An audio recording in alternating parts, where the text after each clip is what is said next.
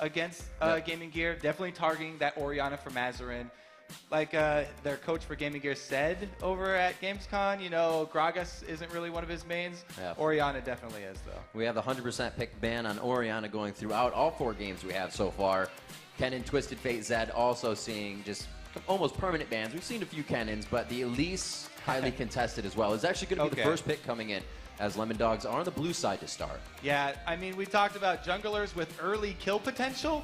Elise is the epitome of a jungler with early kill potential. The CC that she brings, as soon as she hits level 3, she has all of her abilities. She can execute you. She can get over walls. She's very, very, very agile. And it was Dexter to get the first blood against SKT to go into that top lane for a lane gank. So I'll have to see with that aggression if he decides to throw it out on the Elise. But could be going to Zoro. We'll have to see. Probably not. Corki, again, being very highly contested, and it was really word of mouth by everybody coming into this tournament. I mean, with the buffs to Trinity Force, people have been looking at what champions can I use this item on. Corki is pretty much the premier champion to use that item on. He's extremely strong early, and going Trinity Force, he hits that power spike even earlier. As soon as he finishes it, he is a beast. Especially if you're hitting it at 13 minutes, like Wild Turtle had the advantage in his TSM game. So I have to see, that was Thresh picked up as well to go with Corki. We've seen that combination come out very strong in the lane, but the Vayne Zyra as well. Feels like Tabs wants to be able to carry this game for his team if necessary. Yeah, Tabs is definitely a strong Vayne player, and she has the ability to duel people towards the later stages of the game once she does get that Blade of the Ruined King. Like Mike Crystal pointed out, you know, not very many Vaynes will split push, but she's definitely one of the AD carries that can. She doesn't have great wave clearing, so it takes her a while to get those items. And then once she becomes a strong duelist, send her off into a side lane. Happy to put farm on her. I remember that game that Double lifted it, and everybody's like, why'd he build Frozen Mallet? We don't get it. But he knew, and so did the team. But yeah, we'll see if they try to go for that split push strategy. We do know Gaming Gear likes to go a little bit harder in the early part of the game, so that won't affect the split push as it happens later. So Lemondogs may be able to work around that. Yeah, and Lemondogs, after playing SKT1, it seems like they are taking a little of that SKT1 flavor here. One thing that I really noticed about SKT1 is they, in their games, they focused a lot on the early game dueling potential. Like Lee Sin is amazing early game. Elise also. Those two have pretty much the best early game executes. And then like we said already as well, Vayne, one of the strongest duelists for AD carries. Lemondogs here going a very similar style as they're mousing over some more assassins. And we have to, you know, we've talked about it, the casters and the analysts coming into here, that this tournament revolves around a lot of the fact that mid laners are the power of a lot of these teams. Yeah. And assassins in 3 and 11, that just helps them out even more. So that's a good point. In the last game, Lemondogs, they used Swain as their mid laner. That's not only is that uncharacteristic for Nuke Duck himself because he loves assassins, but also, you know, it definitely really didn't pay off there. So being on Ahri, he's going to be much more at home. Definitely more his playstyle. So we see the Zac being picked up as well, which is probably going to be going to Zoro Zero in that top lane. He's been known to put it out. Zac has been actually shied away from due to the whole Bloblet change, but we'll see if he can really put up a big fight with it. Those probably things won't be fly against off that everywhere now. It's hard to keep control of them. He can go against Renekton in the top lane, but they'll probably see the switch up. So he basically starts a Doran shield, tries to sustain either 1v1 or 1v2. The thing with the last game as well, they also went back to their Malphite for him before in the top lane, and as D-Man pointed out, you know, that was something he started the EU split with, but he was 1-3 on Malphite in the EU split, so that's the only champion that Zoro Zero had actually a losing win rate on, and he'll be much more comfortable on this Zac. And we do see the Renekton being picked up again, and actually the Fizz coming up right there. So we'll have to see what they decide to do as we get into that. All right, well, the teams are heading into the Rift. Let's take a peek at who you guys think is going to win this matchup. According to LOLesports.com, 85% of you think that Lemondogs are going to come out on top. And all the analysts said Lemondogs as well. So I think they have quite a good run coming into this one. They're bringing out not much of a composition that they did before, but GG is. They have that Renekton, they have that Jarvan. They're kind of trying to go for the same thing. I mean, I talked a lot about Lemondogs here, but Gaming Gear are making some adaptations this game. You know, there are a few. A couple more things. They went with the Fizz and the Corki. Last time TSM took Corki away for them. Now they feel like they're going to be the ones in the driver's seat here. And they've also added on that Fizz, very strong assassin there.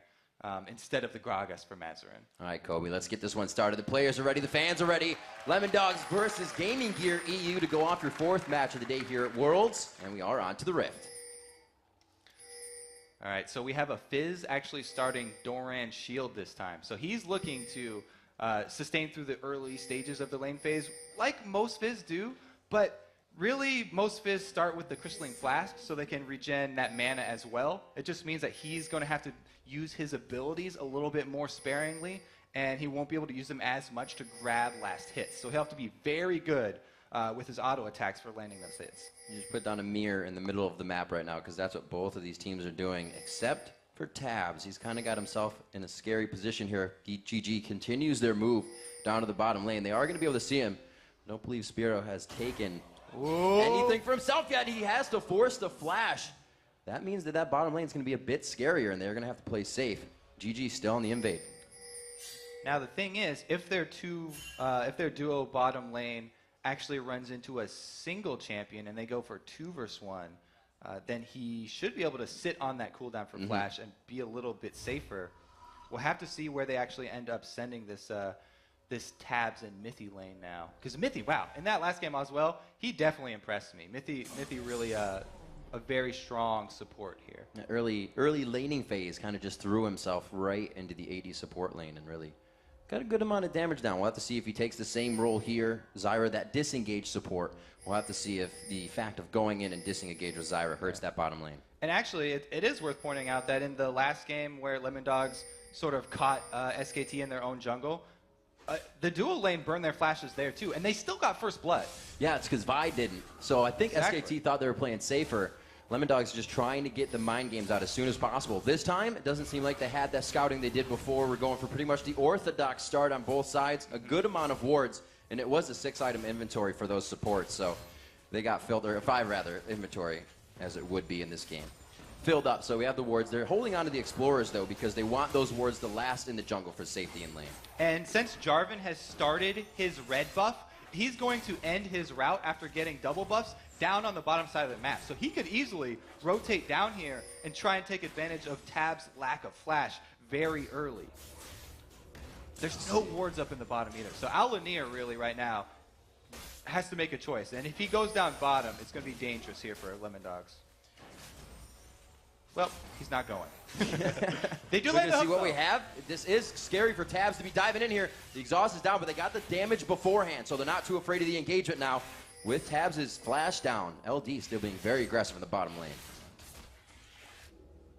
He's got another pink ward left here as well for Thresh, so he could actually go clear out the one. They saw Mithy just put this one in the side lane bush here, looking for the Jarvan to come over. Maybe Al-Lanir actually is unaware. He's just going to go right in there onto the ward. Hatching that pink ward right there. Yeah. That's all right. So only a little bit of time spent down bottom. At least he gets the head away right at the beginning of that one. 3.5 minutes in, obviously seeing that these lanes are matched up. We talked a little bit about that top lane, the Zac and the Renekton. They're going to pretty much be on an island with Al-Lanir creeping around here. He was seen, and we can see Dexter making a move actually too. Looks like Al-Lanir trying to get some counter jungling off, but he knows he doesn't have time because Dexter's walking right through the lane, and he comes for the gank now. It's going to be tables turned on Ahri. Keeping good eyes on everything around. A little bit of harass here, and it will be the damage from Nuke Duck to turn back on Al-Lanir. It's really not going to cause him too much trouble, but they are making sure they get the damage down that they can, and that means Mazarin went in for a bit of aggression here as we're looking at the bottom lane. Yeah, those plays right there are the types that... oh, here we go, a Cocoon onto Mazarin. Those plays are the types that we saw from Faker that Crepo was pointing out, where Ahri's not just leaving, she's getting damage on the jungler, making him pay for the time spent middle. It's almost like assessing the car accident you're going to be in. Can I get out of this safely? And if I can I do it in a nice way?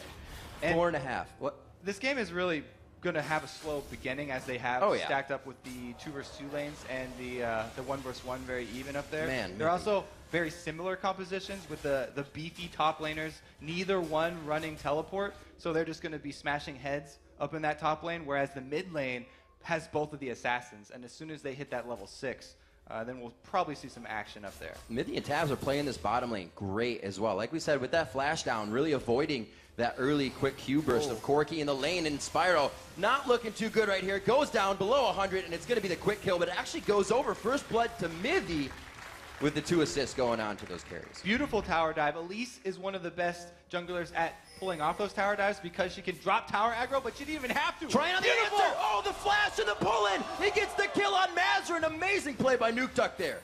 That was so good from Nukeduck, and he almost wants more. If he had a little bit more mana, he would be chasing Jarvan right now. This reminds me of something that Krepo was actually talking about very early. He said, you know, Mazarin, although he came up with big plays at Gamescom, he looked like sort of a regular, very high ELO European mid laner. Wow, Deadly Brother taking a lot of hits here. Nukeduck just showing that he's on another level. There was a very beautiful flash to get the backswing of the Orb of Deception to kill. And Lemondogs is completely playing together. You push out Mazarin that hard, you know the jungler's going to have to be somewhere, so you see Tabs and Midi still being ultra aggressive in the bottom lane. Zoro doing what he does, like, you know, Krepo said, like anybody from the EU casters would say. He's going to sit up there, make that lane his own until they become a bully. At this point, when your bottom lane is getting kind of chunked down very low, right? And this GG team was the first ones to have to recall. Then you have to start worrying about dragon control here, as GamingGear's bottom lane are going back for a second time after shoving into the turret. Tabs and Mithy feel like they have a really good handle on it. You do overall look at how the game is flowing. 1,000 golden lead of Lemondogs, a level in that mid lane at 6-5. Mazarin still waiting to get his Chum the Waters ultimate up.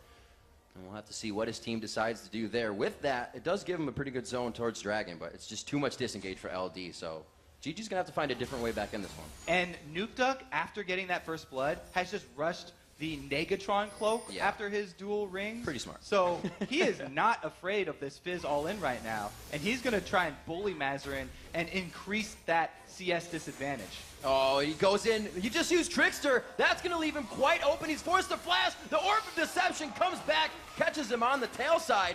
Almost gets hit up by Chum the Water a few times under the turret, but another kill. The focus on Mazarin, and another 5 minutes for his flash to be down. And now he's looking to go contest this red buff. Alamir has a few more seconds, though. He's able to get it. Dexter wants to contest. Dexter is going to be able to contest. He may have the movement here, but it was actually MBS to make the move first. Zoro still in lane, so it looks like they are going to get away nicely with that. Yeah, that was good communication. Zoro calling out the rotation, and Dexter, having used both of his spells right there, couldn't have any more bursts left in the chamber. So LD just trying to be aggressive, trying to be a nuisance around the map. They can't get the red, but they are going to be able to go ahead and grab up this blue. Nope, they are going to take it. Reset that, so they have the timer. They want to be able to control the bit of the advantage that they have, giving everything that they have. Now, wards in the jungle as well, quite deep behind first-tier turrets. People always talk about how Europe is such a mid-lane focused meta right now. Right. Having Nukeduck get this far ahead and 2 kills already on Mazarin frees him up to be the point man for the rest of Lemondog's mid-game play calls here. Since they have the stronger mid laner who can force out Fizz, they're easily able to go steal away that blue buff. We'll have to see what GG can do. Still haven't seen movement from the top laners yet. Nothing even towards Dragon, even with the amount of aggression that Lemondogs has shown and won on the bottom lane. So Lemondogs taking this very slowly here. 2,000 gold lead for him. Death sentence just missing, so you can see GG still trying to make things happen in the bottom lane. Right behind them, Elunir waiting. This is also interesting in the mid lane here that Nukeduck, his style of mid lane is not to roam as much as a lot of other mid laners. He likes to just hoard up his money in the mid lane and continue to snowball his advantage there, and then transition it later to the mid game into split pushing. So he doesn't really gank his side lanes as much as, say, Tabs, who is on his team, who used to be a mid laner. He would more rather just continue to bully Mazarin here, and it just looks painful for this Fizz. Oh, good damage going on to Corky. Deadly Brother forced to back off, and it's almost the way that it works for Nukeduck in the mid lane. These side lanes play so aggressive, his roam would have to be under the turret if he came, so with all of them winning, he's more than happy to sit here. And we've already seen one tower dive from Dexter that was very, very successful. Right. Not even taking a lot of damage there, so I wouldn't be surprised if we saw another one. We got to remember that Lemondogs came through as one of the most consistent teams in EU. They didn't grab at the end, but they definitely held that most consistent record. Maybe the only consistent team. And that was after adding this Mithy here in the bottom lane. Once they got a consistent roster, then they started playing a lot smoother. So we'll have to see a big thing here for Gaming Gear, obviously, is Mazarin in mid, but it's also to watch if Alunir, is around him, is helping him a lot. Because if Alunir gets going, that means Mazarin follows behind, or he has to carry the game himself. And right now, every lane is having a hard time, so it's not quite sure to say yet who's going to be the one. Mazarin does need to get some focus from Alunir, though. He's been out of lane too much.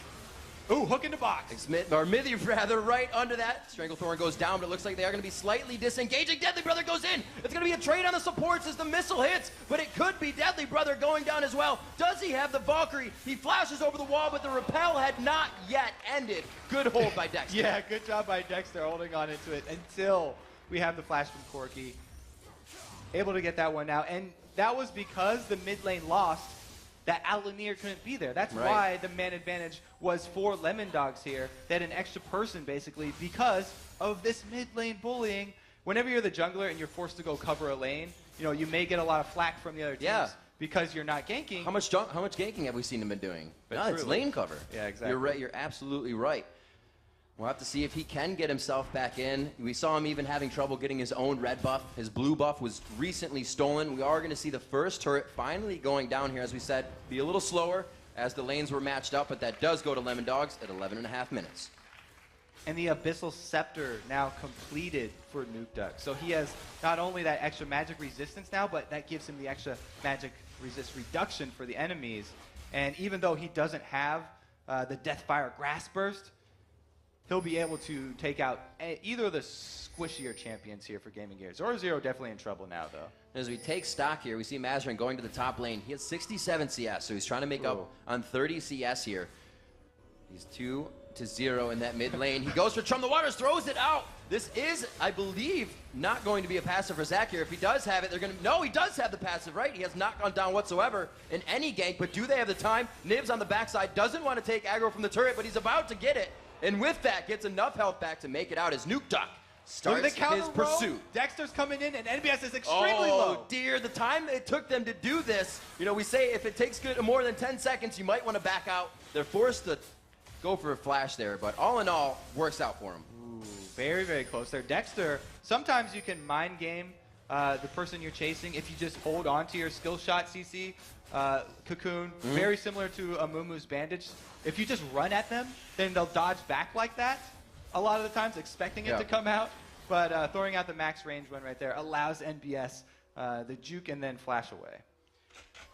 Let's see what considerations are being put into this inventory. Like we were saying, 100 CS to 75 there with the Abyssal Scepter. Both have picked up the Dorans because of the potential assassination in the early part of that game, but that's not something Nukeduck is worried about anymore. You can see the aggression for Lemon.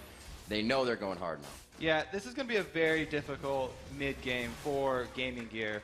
Like I said, they have very similar champion ideas here, and it's just that Lemondogs have a much stronger assassin that will be able to bully everyone when Nukeduck does go split pushing. And this gets scary for him now. They just lost bottom consecutively, then losing middle, and it just seems like Lemondogs is really rotating. They didn't get too much of a fight to activate that. We just had some action in the top lane, but that means, or what that shows is that, GG trying to get back into this one. It is 5-2.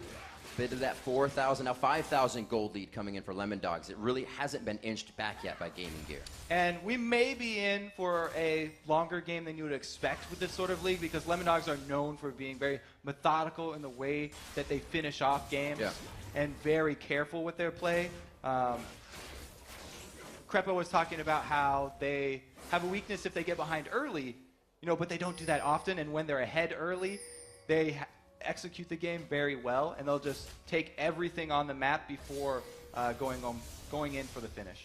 And another thing we can see change from game to game is the pink wards, the green wards. You see SKT and OMG and those guys play, and there's pink wards everywhere. Just a little fact that, these guys pulling out the greens, not as much ward control, but it's really coming into who's going to be making the mistakes for these guys. Yeah, so talking about ward control, we had an Oracles picked up for Mithy, so at least he's going to be clearing out Gaming Gear's vision now, and so that just basically makes Gaming Gear play even safer than they already are. They only have one outer turret left standing. Right. After that one goes down, this entire jungle becomes the area of Lemondogs. Going very hard on this turret, 3v3 situation, and Spiro in the background getting taken down. Looks like they are going to be able to go for Deadly Brother here. It's just a matter of time, microing in each other on that turret aggro. Dexter gets it. He gets away with the flash. Not too bad for Elise, though. Double kill coming in. Huge for Dexter there, making plays. Yeah, there's the second tower dive that we were talking about. Great job by Dexter executing up there, and that was, again, Oracle bot by Mythy. Able to clear it out. Not much hope for Gaming Gear here. 7-2. Definitely looks like Lemondogs do have the lead they were looking for in this game. They came out with quite strong picks that would allow them to do this. Like you said, that Elise on the early game was going to give them the advantage, and they used it huge. Really the way they were able to get that first kill in. And now with her adding Sork Boops onto her Spirit of the Ancient Golem, not only does she have the tenacity and the HP to be able to pull off those dives, but the penetration's so strong with Elise's kit. She really, really packs a punch. Or a bite. Oh, I see what you did there. So we'll see the Abyssal Scepter, as you said, finished, and to follow that, the needlessly large rod. So the power to be coming out here for Nuke Duck. Still waiting to finish those tier 2s. Everybody's sitting on their tier 1s pretty much at this point. With the damage being the one to come out, Nuke Duck looking for another fight. He gets Chum the Waters. This should still be in his favor, and Mazarin realizes that halfway through. One last Spirit Rush, but the Trickster and the Flash after. The orb misses, but it's only going to be an auto attack and a whip to the face by the 9th tail. So that's another weakness of Fizz. If you use your Playful Trickster for the area of effect damage to clear a wave, then that opens up your weakness. That's your escape. And Nuke Duck does a great job capitalizing on that. Mazarin goes down once again, and it's more damage onto this mid turret. And again, we really haven't even seen a Cataclysm coming from Alunir, and it's not his fault. He's just had no chance to not be guarding a lane. The lane hasn't been the gank for him to come in, as we've been saying. It's been him to soak up experience, which junglers like to do, but they want to be able to participate with their team. So it kind of reminds me of Makuza's rules of solo queue jungling. Never go gank the losing lane there. So he really did not want to make an appearance in that Fizz lane middle. It honestly can make things worse. Yeah, if there was a 2 versus 2 situation, they would both get creamed. So we see the Sheen coming out here, Fizz trying to get to that Lich Bane as soon as possible. Still gives him a scary amount of damage that has to be respected. We'll have to see. 12 to 11, he's still one level below. 10 to 9 in the jungle as well. Looks like all the other lanes are seemingly matched up. 8 to 2 here at 18 minutes, and now it's an 8,000 gold lead. And you can tell how confident Lemondogs are. They even have their Vayne tabs is going Bloodthirster. Something that, you know, Double Lift used towards the end there in the playoffs, but even after, he felt like he regretted it a little bit. He really loves the Blade build, but Bloodthirster, it gives you pure damage for taking down turrets. They go right onto NBS, knowing they have that definitive power to just take one person out and be out before the team can rotate, but it's not going to be enough to take out a Renekton, especially when he's a lifeguard. Keeping everybody safe. They are going to guard the turret, but now it's Nuke Duck split pushing. They're kind of spreading GG thin when they can't afford that right now. Like we talked about, Nuke Duck is a very scary split pusher at this point. All that you can really do is try and CS a little bit under turret. Even he is going to get tower damage here. You can see the siege clear okay for now until that power is a full team of 5. GG able to hold with 3, but look at that damage on the turret. It's held, but it's going to go down eventually. Still moving in tabs. Just on the back line. His positioning being very good all game. You can see him letting Zoro get up to that front. He was tanking the turret, but still being the 80 carry that he needs to be for his team.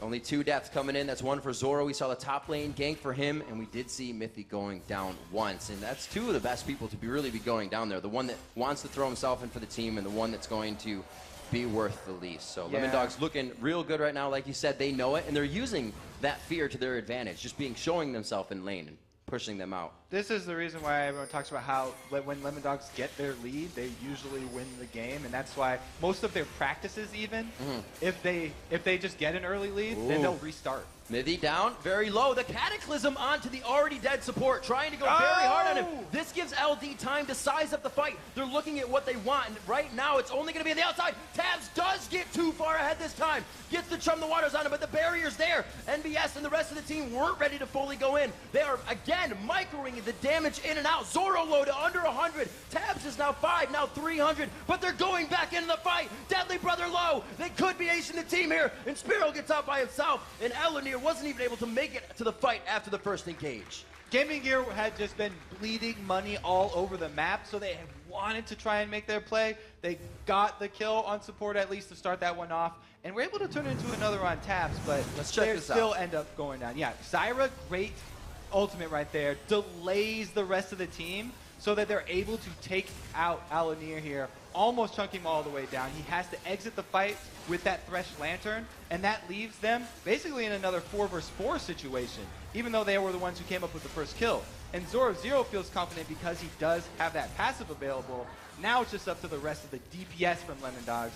Chunking down Mazarin enables them to have the confidence to finish off Deadly Brother. That's really one of those fights that you use your ultimate first, and you better use it right, or the other team's going to come back even harder. You got to hit him real hard the first time. Yeah, so, I mean, Mithy did a great job, even though he was first one to go down there, got off the Stranglethorns in the perfect area to delay the rest of Gaming Gear and allow his team to clean that one up. So a game that might have been just slipping through the hands of Gaming Gear, now definitely in the hands of Lemondog, but not yet over. The mistakes can still be made. The inhibitor turrets are up, and that's really the last defense here for Gaming Gear to try and funnel Lemondogs into that circle of right in front of the base and get the attack. You can see Alanir trying to get himself out here. Nice cheeky move. Keeps himself safe. I mean, that was the Deathfire Grass there from Ari, so at least they've got it on cooldown now.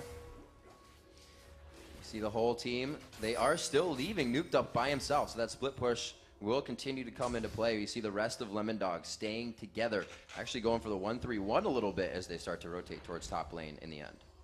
And Gaming Gear, at least now they do have that Trinity Force on Corki, so the hope is there. Maybe they'll be able to turn a bad tower dive around. Might get some surprise damage out that Lemondogs has not been seeing. We are 5-0 in turrets. Turrets also mean map vision, so they are losing a lot of control over the jungle when these turrets go down along with the vision. 11-4, the gold lead continues to go up here at 22 minutes. Still very early into the game. This is when we should really be seeing everybody ramp up, but Lemondogs is hitting their peak right now. Oh, and Lemondogs going for the classic EU Baron towards the end of the game. This is really where, if Gaming Gear want to take something, they have to do it now. But Nuke Duck in a one-man army is going to hold off the team. He takes down Deadly Brother to about 100, but he is able to help with the help of Zoro Zero to grab that kill on his Spyro. And they keep going in. Mazarin, a good attack on a Nuke Duck here. This is a lot of damage they won't have for the fight. A very good kill in the shutdown that Mazarin needed that gold. The rest of the team to follow in. Zoro, Zero, and Dexter. This team has so much ability to chase. The repel coming in, the elastic slingshot, and the chase coming in from Vayne's passive means that these guys will not be making it out alive. Woo, Tab's going to finish that one off. They probably won't dive that Corki because he still has his gap closer. But right there, it was an early smite from Dexter, but you know, there was no hope for Alanir getting in there. Very desperate now for Gaming Gear. Lemondogs slowly just kind of going through this one now. Wasn't really a game that they tried to come out with as they did scouting in their game against SKT. We saw 3 flashes burned in the beginning, and then the flash burned by Dexter to get the kill. Again, Dexter came out big in this game for his team, but they played it normal in the beginning, and they matched up the lanes.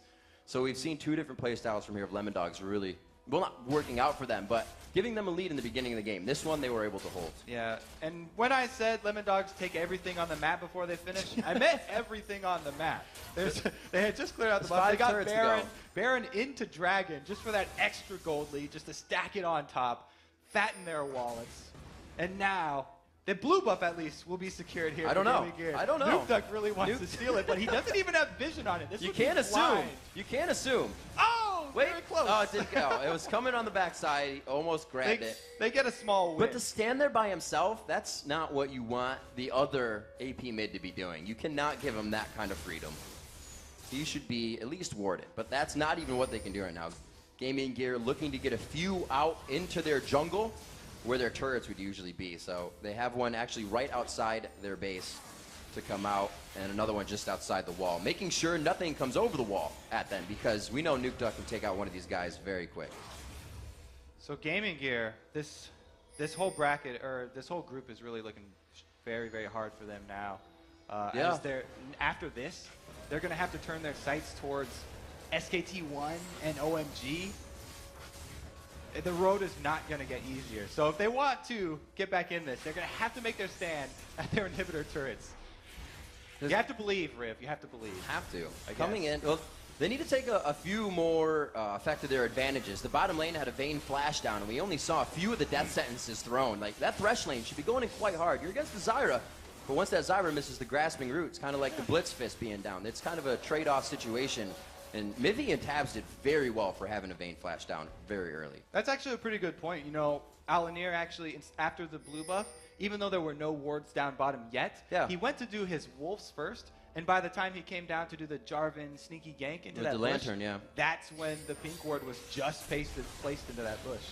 Still trying to get a bit of aggression, but see, that being down now allows a few taps onto the turret. Tabs taking some good damage there.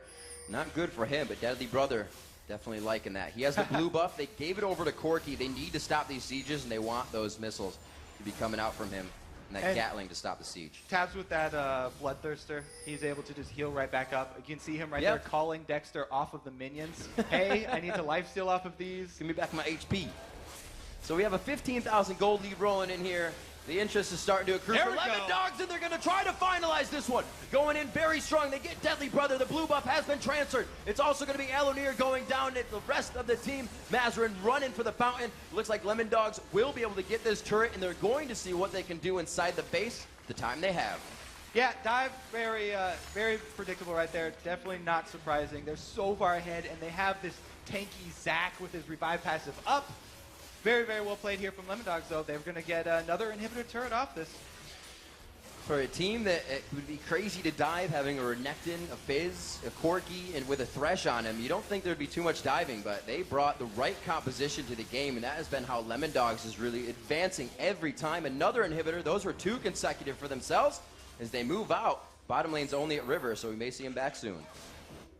I mean, everybody was pretty confident in this game here for Lemondogs. Absolutely. But I don't know if people expected this much. This is a ginormous gold lead at 27 minutes. Already double completed items coming out. We just had that Randuin's finished. That Phantom Dancer came in as well. I believe that Last Whisper. Wow, Tabs had some money. Also, the Shirelia's coming in. Ruby Sightstone's out for both sides, so we can see that wards are still being considered, and they need to be, but all those wards on that side of the map right now are Lemondogs. GG can see inside their base. Yeah, it's extremely rough for them. They almost have nothing left to defend here. Fizz has a Lichbane, though, the magical Lichbane for Fizz, which is, everyone talks about his huge power spike there. I mean, really, that item adds more scaling onto Fizz. Right. And so after you get more AP on top of that, he benefits even more, but it's so little, so late here. Lemondogs really look like they're just going to walk this one in. And true to form, they aren't even going to go straight for Nexus turrets. They want every single building destroyed. There's still 3 turrets on the map, 11 in total for each team. So they got some stuff to take down here. Still going at this. We have to mention that Nuke Duck mid lane, as they almost go for this turret, looking like they want an aggression of a fight. And see how sure they are. Coming in so strong at 239 to 155 CS on Nuke Duck over Mazarin. 3 full items to 1 completed Lichbane. There we go. That is so much credit. Give it to him. Spiral going down. MBS on the backside, and the fight is completely split.